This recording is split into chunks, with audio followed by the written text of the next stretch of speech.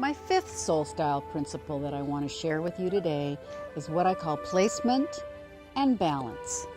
The art and sciences of feng shui and vastu have become very popular in the United States and Europe, never mind that they've been part of the main cultures of India and Chinese environmental design for thousands of years. My books, Exploring Feng Shui, Simple Feng Shui, and Creating Home Sanctuaries with Feng Shui, can be found online and through most bookstores and through my website, www.soulstyle.com. Also, the science of geomancy is finding its way into the mainstream of architecture, design, construction, and site placement.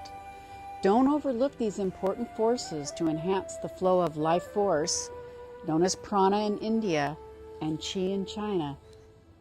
Even the indigenous people of the planet have utilized the concept of connection with the unseen energies of the earth in the site and placement and construction of their homes. For instance, in indigenous cultures, tents and huts were one room in order to enhance family relationships rather than the 15,000 square foot houses we see now that you have to use an intercom to connect with your family. Also, these tents and huts, the front door faced east to the rising sun, and there was an opening in the top, connecting the earth with the sky. But to be more practical, let me just say that it is valuable to be familiar with the main principles of balance, such as what is called yin and yang, also called the feminine and masculine attributes. They are, for example, soft, feminine, hard, masculine. Angles, masculine. Curves, feminine. Brightness, masculine. Darkness, feminine. Another important principle is balancing the 5 elements of fire, earth, metal, water, and wood. This is done in the construction, the furnishings, and the accessories of your home. If there's an overabundance of, say, the fire element, it can create a home environment with too much heat, which can manifest as fighting and arguing a lot, oversensitivity to the slightest comment, short-temperedness, and that kind of thing. Let me again say here that soul style incorporates what resonates with your particular soul and individually what is supportive to you. Listen to your own, I hope, healthy inner voice.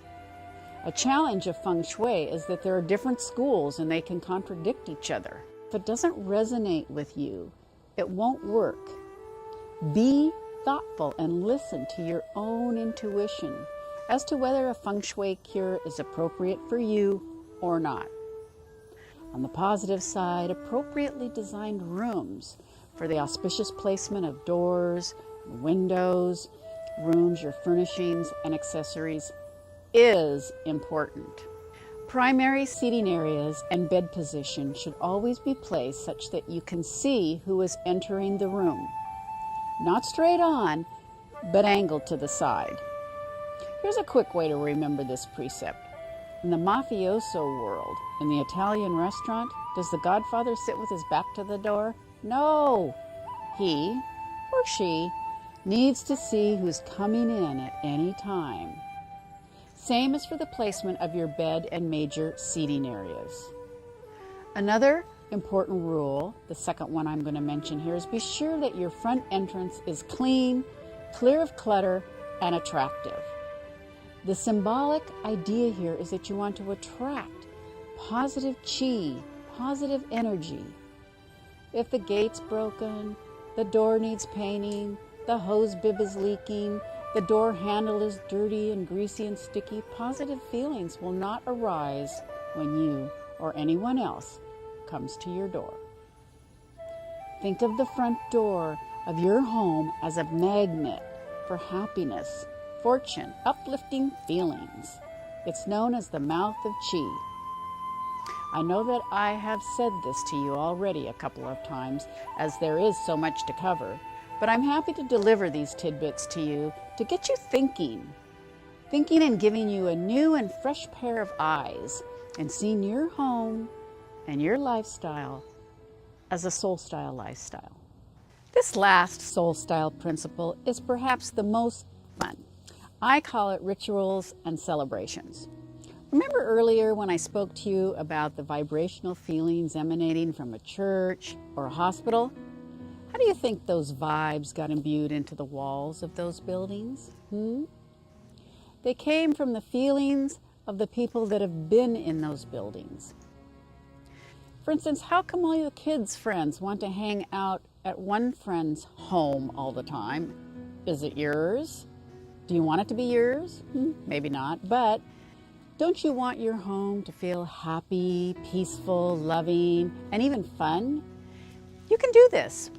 Get-togethers, parties, meaningful seasonal and occasional activities, and ceremonial practices that you have in your home will build and amplify not only your personal resonance in the space, but also the happy feelings of others. And before you know it, other people, when they come to visit you, they'll suddenly notice it too. Establish positive routines. Have the birthday party at your house, the anniversary event, the holiday dinner, the Halloween party, the Easter egg hunt, the 4th of July barbecue. Have them at your home. Have the book group over. Bring on poker night, or have your bridge playing friends come over for the evening. The more happy and friendly and joyful experiences you have in your home, the more the walls will become imbued with the vibes of happy times. But don't forget the rituals and practices of your spiritual life. Make a little place in your home for meditating, getting in touch with your deeper self. Whether your practice is prayer, meditation, reading spiritually inspiring books, or listening to Bach softly in the background, maybe a glass of wine. I have 2 awesome sons, and from the time they were little, I would tell them, I'm going to go meditate now, you guys, for a while. Well, at first, they didn't get it, and they'd come in, and I'd gently remove them and let them know I'd only be a few minutes longer. Obviously this wasn't when they were 2 or 3 years old, but by the time they were 5, they understood. Sometimes Mom meditates, and she needs to have the room be quiet for a while. No big deal. So whatever rituals resonate for you, or you can regularly incorporate into your routine that will imbue your home with love and peace, do it. Rituals provide sacred moments for the soul to reconnect with its divine source. And remember to occasionally clear the air and cleanse the energies.